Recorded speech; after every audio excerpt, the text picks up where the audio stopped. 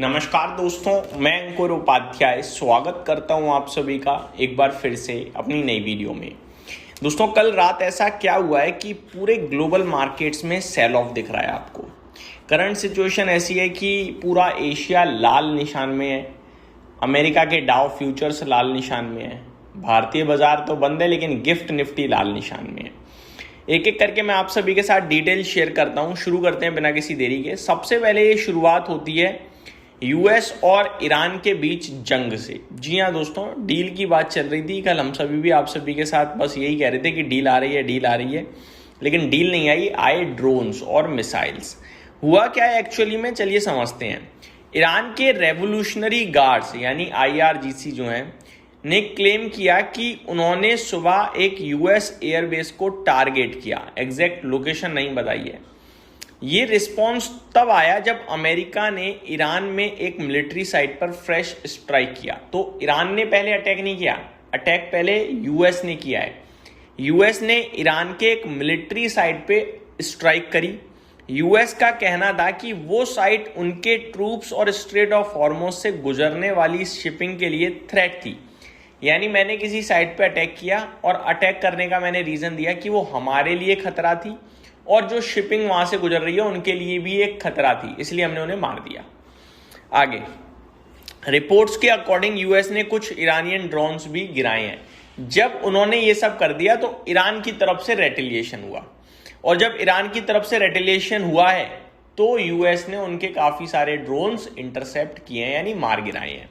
Detail, market को tension है कि अगर कन्फ्लिक्ट और बढ़ता है तो स्ट्रेट ऑफ हॉर्मुज में ऑयल शिपिंग स्लो या ब्लॉक हो सकती है, ग्लोबल ऑयल सप्लाई अफेक्ट हो सकती है, ऑयल प्राइसेस और स्पाइक कर सकते हैं, और इसी वजह से कच्चा तेल 4% ऊपर खड़ा है।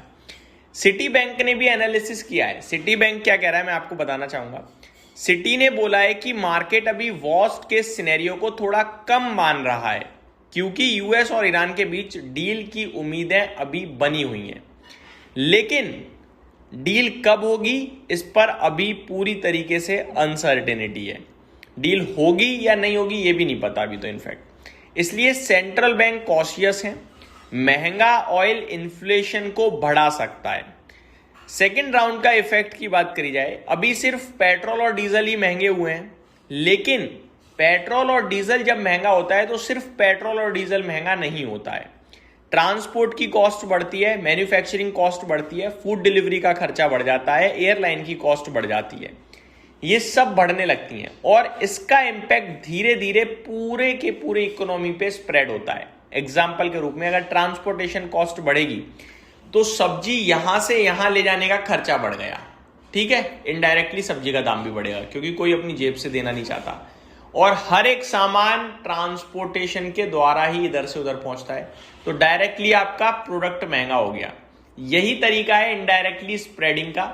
यही इसी तरीके से पूरे देश में सारी चीजें धीरे धीरे आपके लिए महंगी हो जाएंगी, कपड़े से लेकर खाने तक का एक एक आइटम।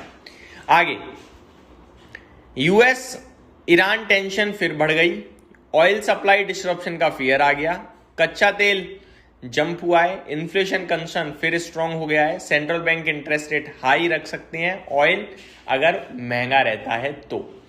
आगे प्रेसिडेंट ट्रंप का भी एक बयान आया। उनका बयान बाजार से हटकर क्रिप्टो मार्केट पे आया है, और ये चीज मुझे लगता है मार्केट के लिए नेगेटिव ही है। मैं आपको पहले चीजें बताता हूं।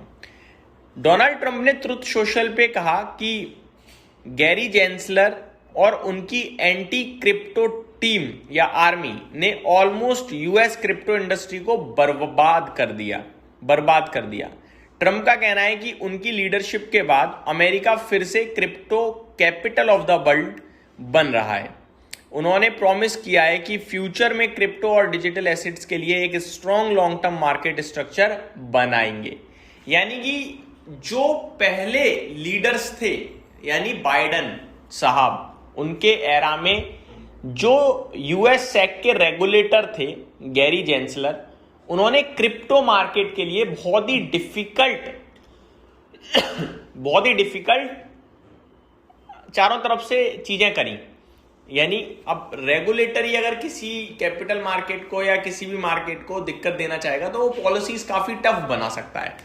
तो क्रिप्टो मार्केट के लिए जो गैरी जेंसलर थे उनकी पॉलिसीज काफी टफ थी, जिसकी वजह से क्रिप्टो मार्केट एक तरीके से यूएस में खत्म हो रही थी। लेकिन प्रेसिडेंट ट्रम्प का मानना है कि हमारे एरा में दोबारा US Capitol of the crypto बनेगा, ठीक है, कैपिटल ऑफ द वर्ल्ड बनेगा क्रिप्टो का। तो हम क्रिप्टो को काफी सपोर्ट कर रहे हैं। आगे चलकर क्रिप्टो ही क्रिप्टो होगा, ये मान लीजिए। Trump indirectly Biden era crypto regulations को क्रिटिसाइज कर रहे हैं। गैरी जेंसलर पर एलिगेशन है कि उन्होंने क्रिप्टो कंपनीज पर बहुत स्ट्रिक्ट एक्शन लिए। ट्रम्प बोल रहे हैं कि वो क्रिप्टो फ्रेंडली पॉलिसीज सपोर्ट करते हैं। फ्यूचर में क्रिप्टो रूल्स क्लियर होंगे, इनोवेशन सपोर्ट मिलेगा, यूएस क्रिप्टो बिजनेसेस के लिए बेटर एनवायरनमेंट बनेगा। ये सारी चीजें उन्होंने बोली हैं। अब इससे नेगेटिव क्यों है ये मार्केट के लिए? क्रिप्टो को आप बढ़ावा दे रहे हो, दैट मीन्स मार्केट में बहुत पब्लिक ऐसी होगी जो शेयर बाजार से दुखी होकर क्रिप्टो की तरफ जा सकती है। तो ये डिटेल्स मेरी तरफ से आपके लिए, उम्मीद करता हूं जानकारी पसंद आई होगी। अब डील पता नहीं कब होगी, ये जंग को लेकर टेंशन है भाई बहुत ज्यादा, समझ में आ नहीं रहा। या तो ऐसा लग रहा है कि प्रेसिडेंट ट्रम्प डील का नाम लेकर अटैक ही कर रहे हैं, वो खुद नहीं चाहते डील हो, क्योंकि उनका कच्चा तेल महंगा बिक रहा है। पता नहीं क्या है, लेकिन जो भी है इस समय तो ये है कि भैया वॉर हो गई है दोबारा। यही समाप्त करता हूं इस वीडियो को। Thank you so much for watching this video. Have a great day guys.